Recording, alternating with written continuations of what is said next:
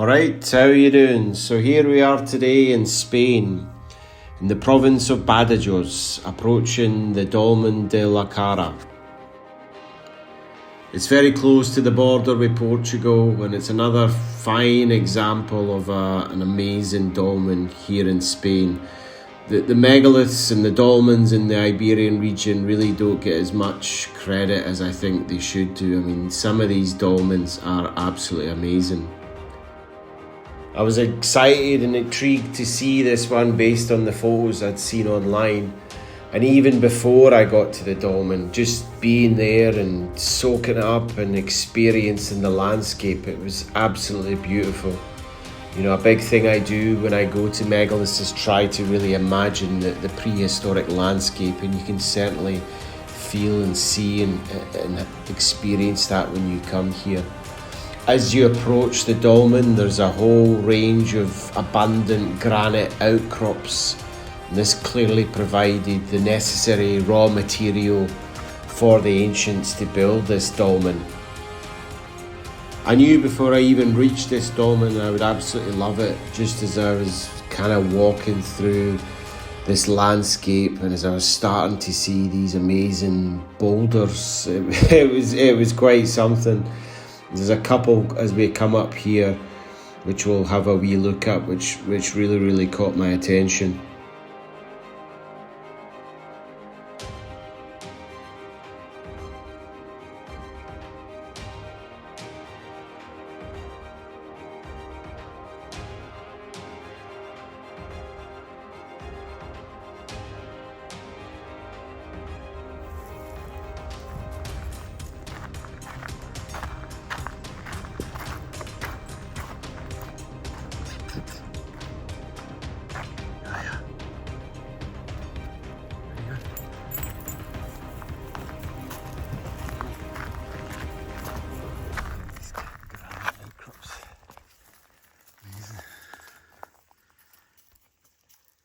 Outcrop, these boulders are very curious. It's almost like a natural passage. So obviously let's go have a wee wander. Not even at the dolmen yet.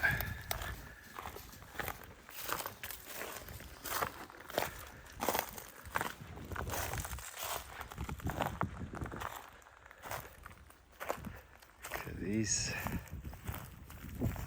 rocks here.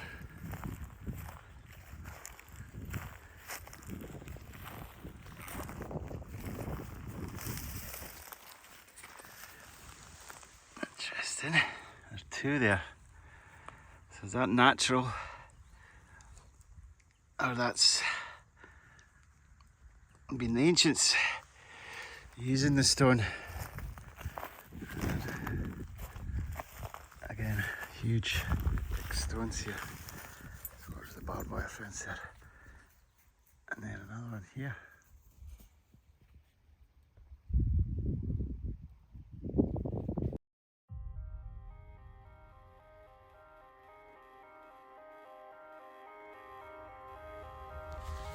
Walking to the dolmen through this landscape, through this pasture, these amazing rocks and granite outcrops, it did really feel like you were walking back in time, literally.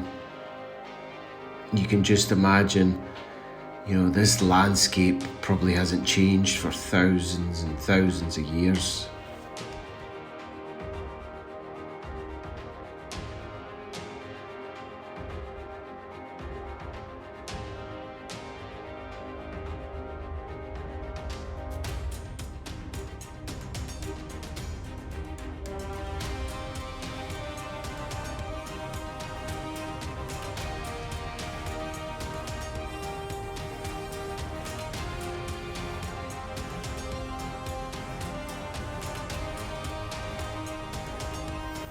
As we walk to Dolmen de Lácara, there's all these granite outcrops.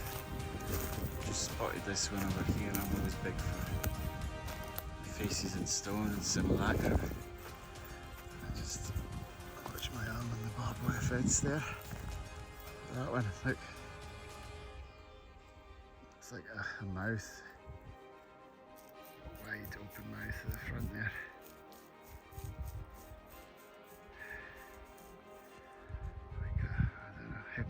sea lion or something. Amazing.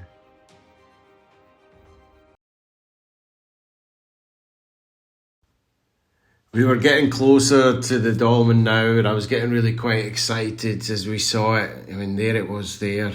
Seeing this mound, seeing the stones around the mound, and you can see the top there of an absolutely giant orthostat, which I'll show you in a second. But this, I was really quite excited by this point to see this dolmen. You can still see the earthen mound that covered this dolmen. There's still vestiges of it there remaining, and it really brings it to life to, you know, think what this magnificent monument would have looked like in its heyday. Surrounding the mound, you can see the stones there, like on the outer edge. That was perhaps a wall initially when it was built. Here is a diagram to give you a kind of sense for it. You can pause the video here to have a wee look at it in more detail. Alright, how are you doing? So I'm very happy and grateful to be in Spain today at Dolmen de Lácara. This dolmen is magnificent. It's very, very impressive. It's about 3 hours drive from Cascais in Portugal, where I live. Kind of central-ish Spain, not quite central, kind of a wee bit further south, and it's in the province of Badajoz, very close to the border with Portugal. And you know, I thought I'd seen some amazing dolmens at the Andalusia, the Antequera dolmens, and this is another amazing Iberian dolmen here in Spain. This is incredible. It dates from the 3rd to the 4th millennium BC, so we're talking anything up to 6,000 years old. Again, always take these dates with a pinch of salt. It could be significantly older than that. And on the way here, there's a kind of, it's about, I don't know, 500 meters after you drop the car, but there's loads of granite outcrops on the way to this dolmen, so there's a great source of stone for the ancients. And as always with these dolmens and ancient sites, there's water sources nearby. So there's the Lácara River, which is close by, and this dolmen is quite something. There's a very long passageway. There is I think it's about 20 meters, and it's kind of split into 2 or 3 sections. There's like an atrium and 2 antechambers. And then that leads on to the main chamber itself, which is very impressive, and one of the orthostats is absolutely massive. So buzzing to be here, really kind of excited and grateful to be here. Hopefully I'll be able to give you a wee bit of sense for it. So let's go and have a look, shall we? May I approach?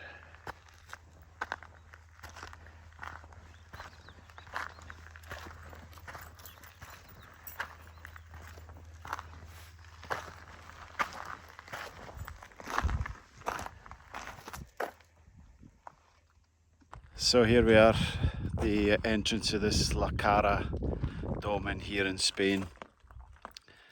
Just when I thought I'd see dolmens and each one blows my mind, I come to this one. This is unbelievable. I don't think the megaliths in Iberia across Portugal and Spain get as much attention and as credit as they deserve. The remarkable achievements here and the megalithic technology on display is quite something. So this is the, I don't know what you call this, like the entrance, or it's like a kind of atrium space before entering the passageway, and there's like 2 antechambers before you enter the chamber itself. And then you can see this huge orthostat behind me. I mean, that is incredible, the size of it. There's also, I need to go and have a look in a second, but over here there's a few scattered stones. So I don't really know if that's part of the site itself, but we'll have a look at that in a second. But really, just being here, you know, very, very grateful, and I'm absolutely buzzing to be here.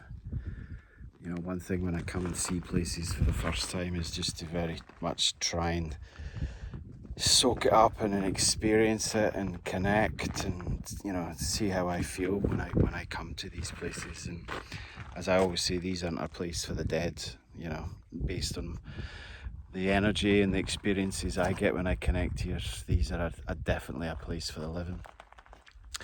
So this is quite something. So let's go and have a wee look. We'll kind of make our way through the passageway. The height itself, I think, is, I need to crouch down, so I think it's about 1.5 meters, something like that. And there's huge capstones. You can see it there, covering the passageway, and then some of the megaliths on the side are massive as well. So let's go and have a look.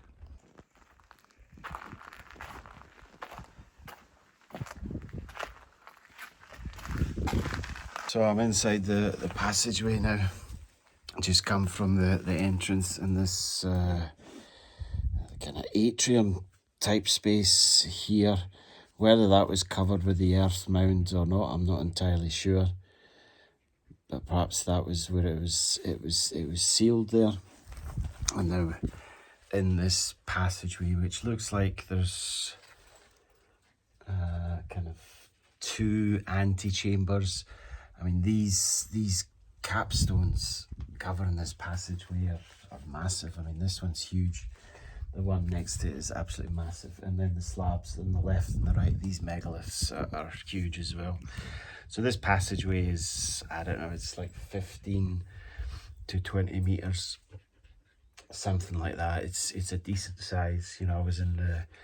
I went to the Antequera dolmens recently in southern Spain, Andalusia, the Romeral dolmen there. That's like 30 meters. That one is absolutely huge in terms of the length of the passageway. But this one is a very decent size as well. So let's keep going.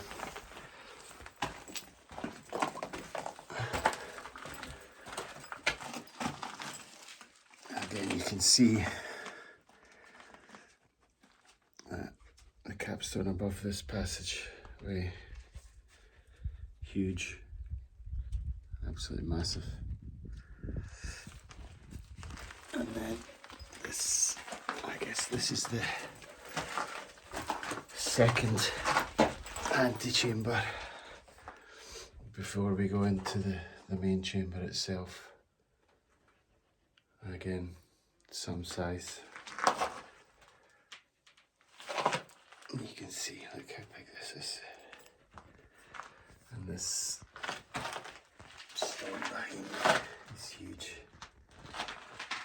Massive. I mean, these dolmens here in Spain, Portugal are unbelievable. These ancient people have gone to extreme efforts, and as I always say, I don't think they went to these efforts as a place for the dead. They went to this effort because they were very practical, they were pragmatic, and life then was about survival. So they built these, I think, for a return, a physical return. I always say, in terms of survival then, it was food, shelter, and water. And water was a rare commodity. Food, perhaps. John Burke's book talks about dolmens being seed treatment chambers. So whether they were for growing seeds, or they were related to water or healing, but for me, these weren't a place for the dead. The ancients were connected with the planet, were connected with the earth, finely tuned and grounded to the planet. They could feel and sense the energy and the rhythms of the planet, and they knew how to tap into that. No doubt about it. That's really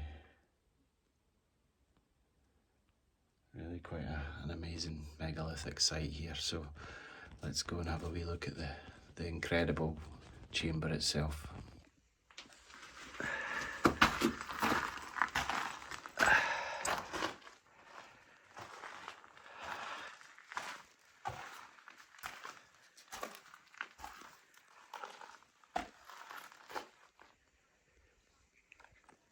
So here we are inside this amazing Lácara chamber.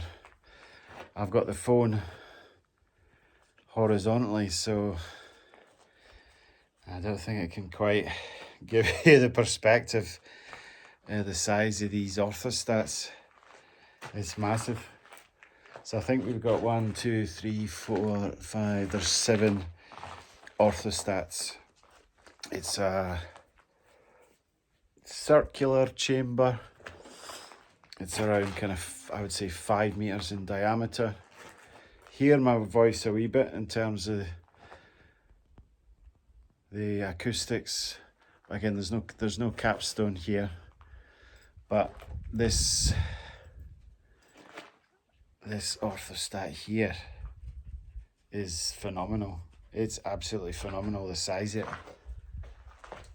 I don't know what we're looking at in terms of height there. I don't know, 5 to 10 meters. It's absolutely huge.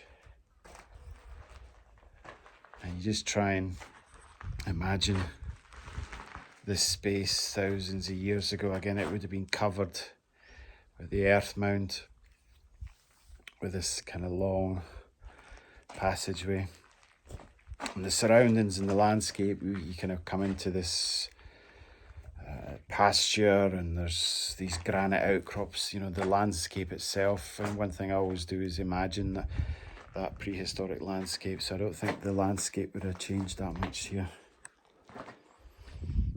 But this is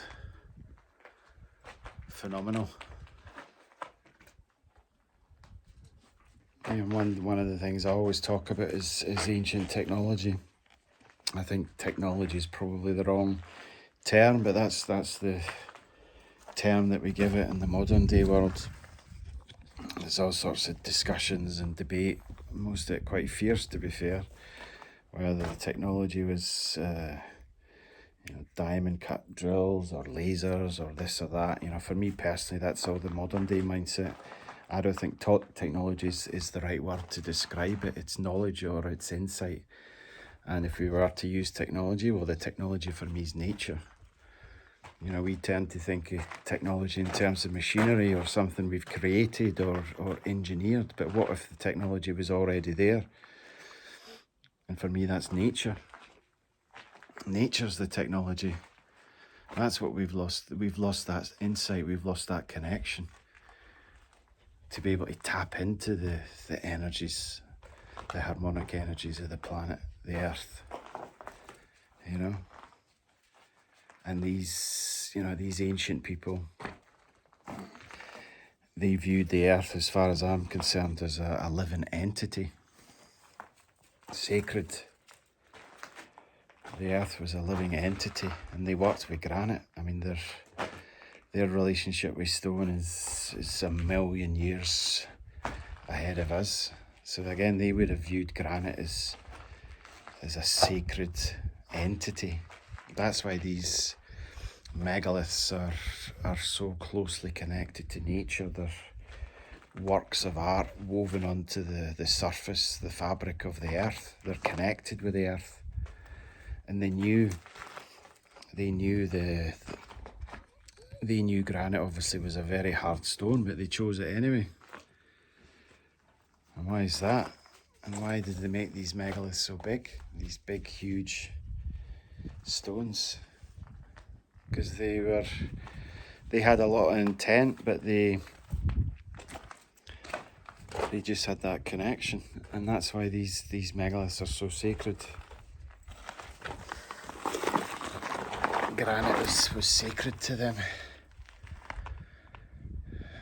and that's why they're completely connected to the planet. These megaliths, not just a monument or a building or a shelter or a place for the dead, just something deeply rooted and connected with the earth.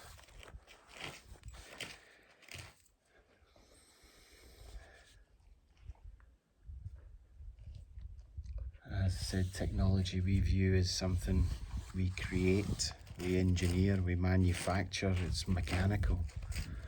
But what if it wasn't any of that? What if it was already there? we've just lost that connection. We've lost sight of it.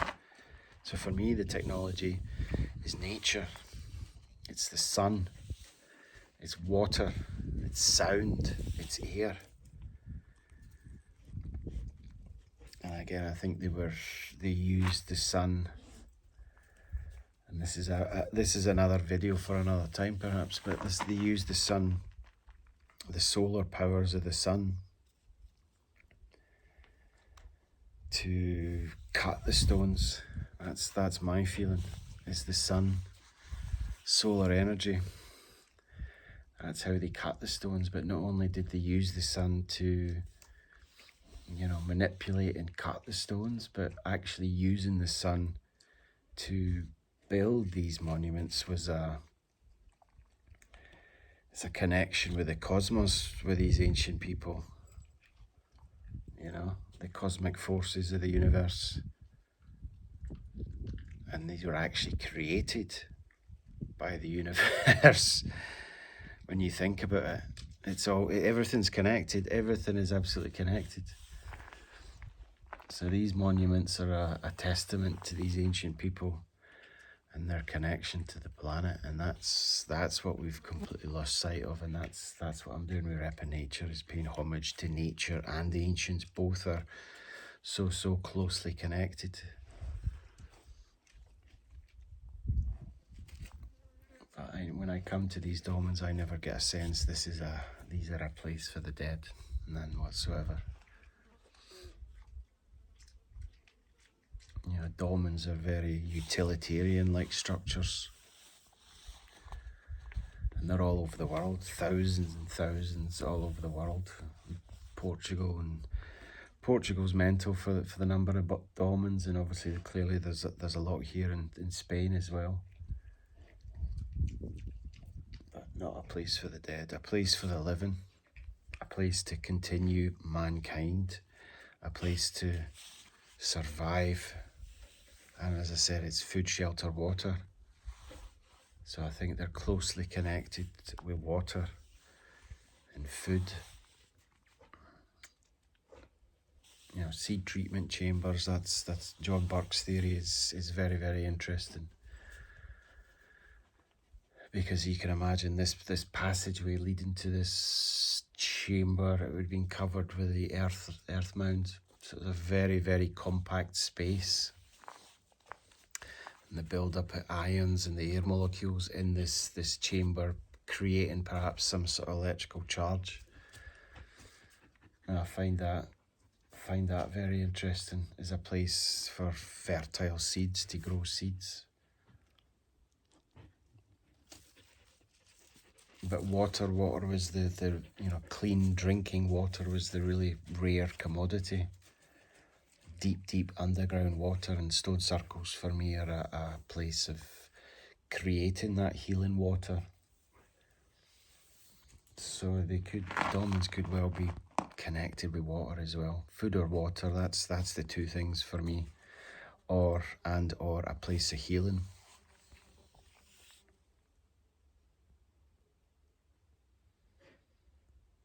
But just coming to these places is such a great experience.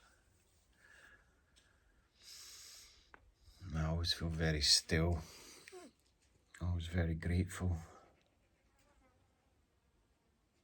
and just feel very, very present and buzzing, always buzzing when I leave these places, the energy I get.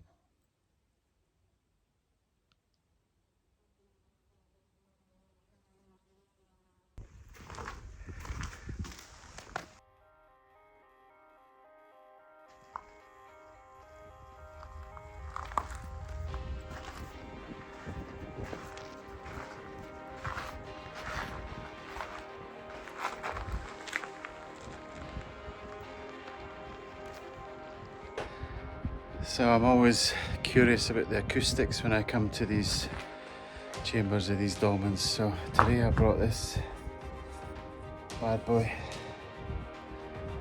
You can call me Dave McDundee O'Connor. So I wanted to give it a wee go. Just try and find a spot, and hopefully I don't cut my head off or Gaia, so let's give it a go, shall we?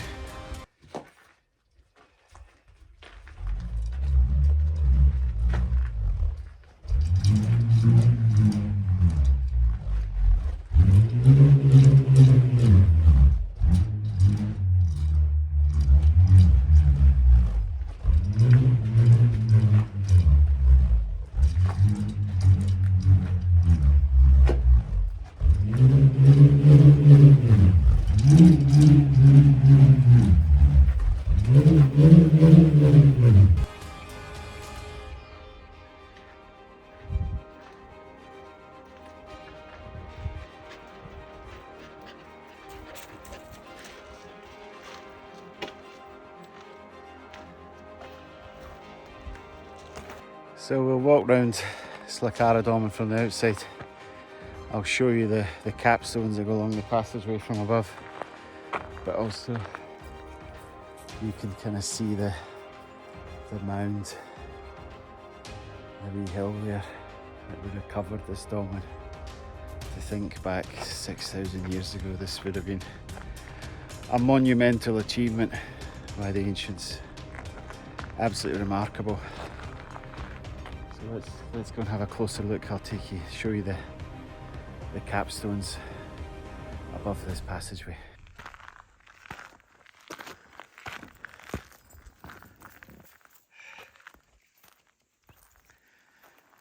And there's 4 of these huge stones remaining, but hopefully this view will start to give you a sense for the size of this incredible Lácara dolmen.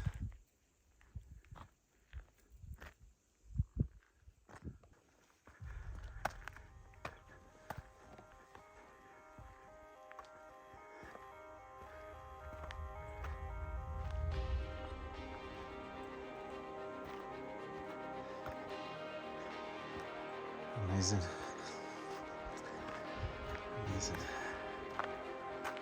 Look at that.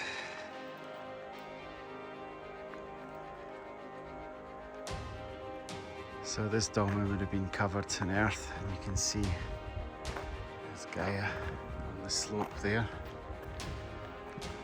To give you a sense for it, do all the way around.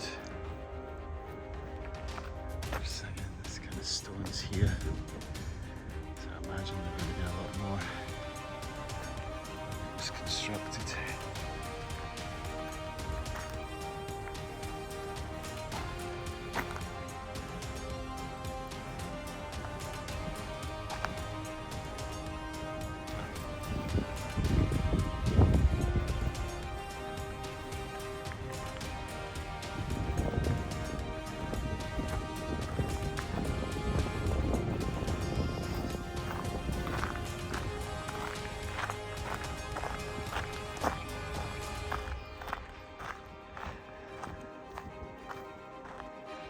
This atrium space with this huge megalithic stone at the front, perhaps again to seal the entrance. Again, can you imagine being in there when it was built? There'd be like very little air, if any, so something was going on in there. Certainly not a place where they put their dead. Something else.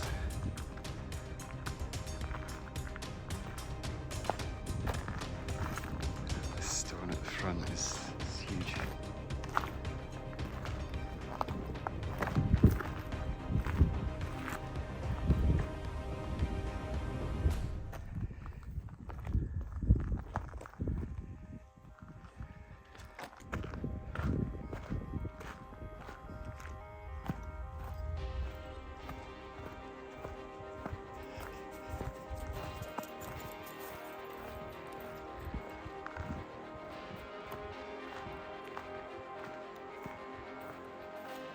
So just next to the dolmen, we have a series of stones here, like a wee monolith, some stones with what looks like a centerpiece, perhaps just parts of the dolmen which were left by the ancients. I'm not entirely sure. Kind of circular and the way it's been laid out with a centerpiece. Interesting.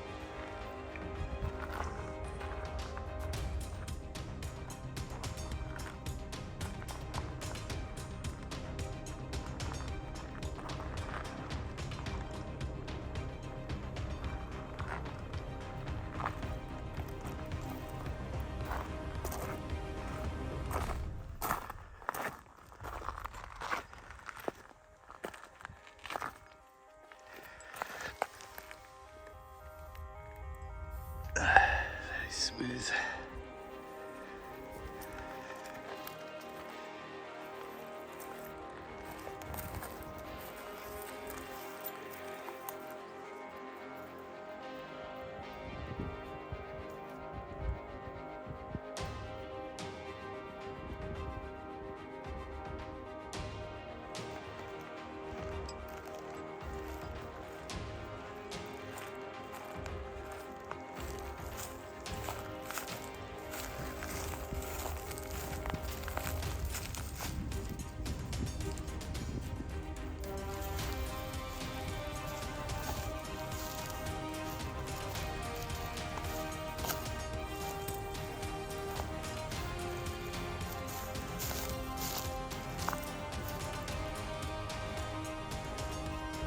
So I hope you enjoyed that tour of this incredible megalithic monument, this Dolmen de Lácara here in Spain. As I always say, respect to the ancients, because these are remarkable achievements by these people. Incredible, up to 6,000 years ago. The size of these megaliths are something else. So hopefully I was able to give you a wee bit of sense for it. So thank you so much for watching. I really appreciate it. Please give us a wee like, comment and subscribe to Rep in Nature. Alright, nice one. Cheers.